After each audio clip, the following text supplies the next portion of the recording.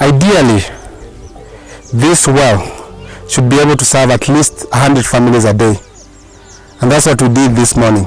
Oh, what a joke. Well, actually, it is running dry.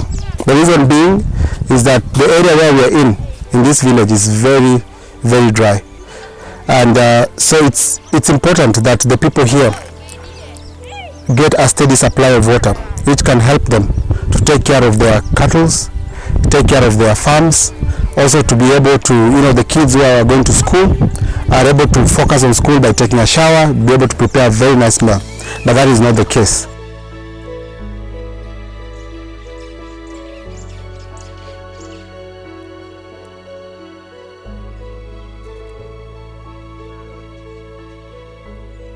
Growing up as a child, I have very good memories, fond memories of this beautiful village of mine. I remember for many years, this land has not been tilled for several reasons. One is, anybody who tries to practice agriculture here, water has always been a problem. But my question is, and I dare dream, and maybe I have a chance to do something now, what could happen if we could harness the energy of this community, the love, the manpower, and turn this beautiful land into a productive land which can feed its people? Look at this water right here. This water is what is being used. Some of this water is used to cook. Some of this water is used to feed the cows.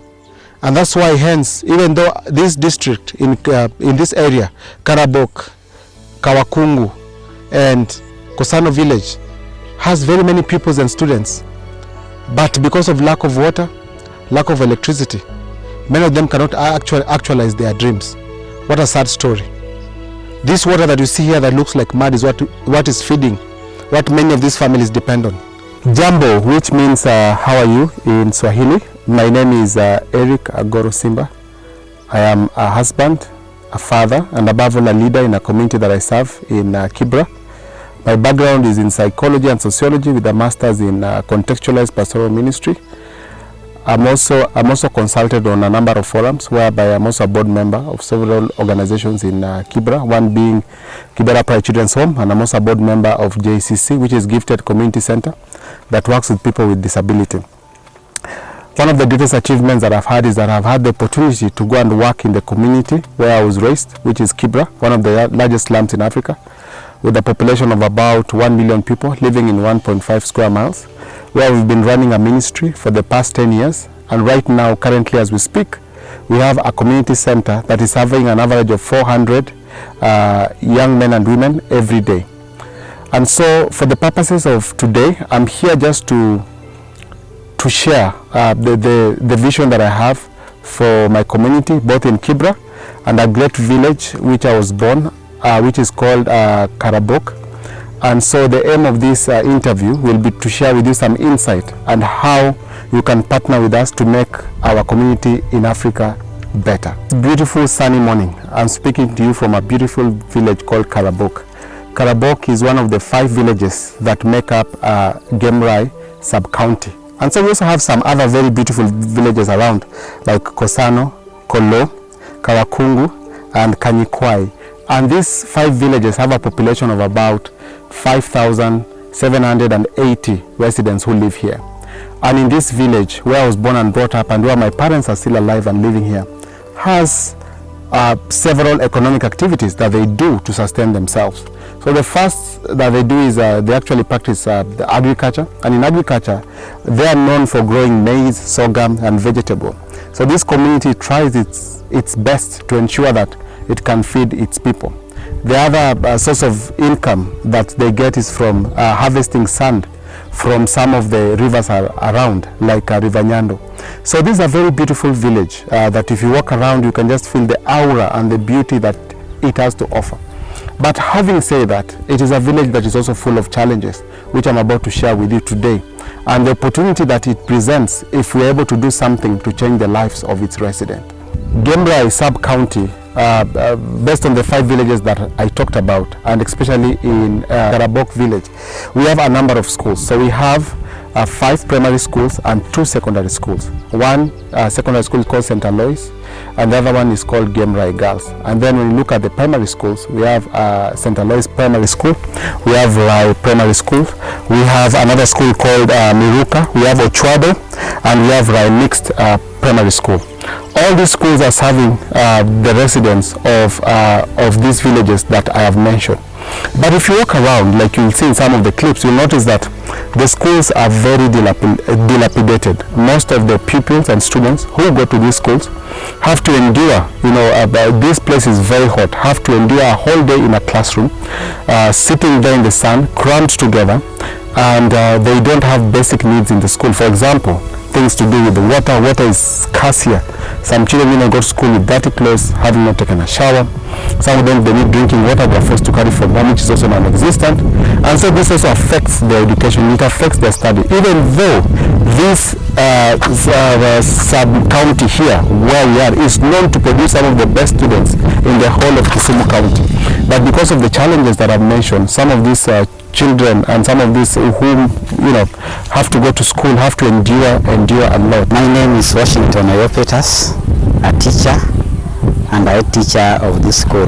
The school is called St. Alois Game Primary School. In this school we have some challenges.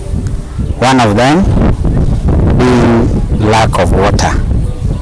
Water is life. Water is a necessity to teachers and learners in a school. But here we only rely on roof catchment. As you can see from my back, this is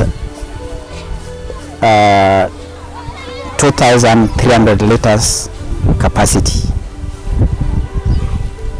It is not enough for our day-to-day use.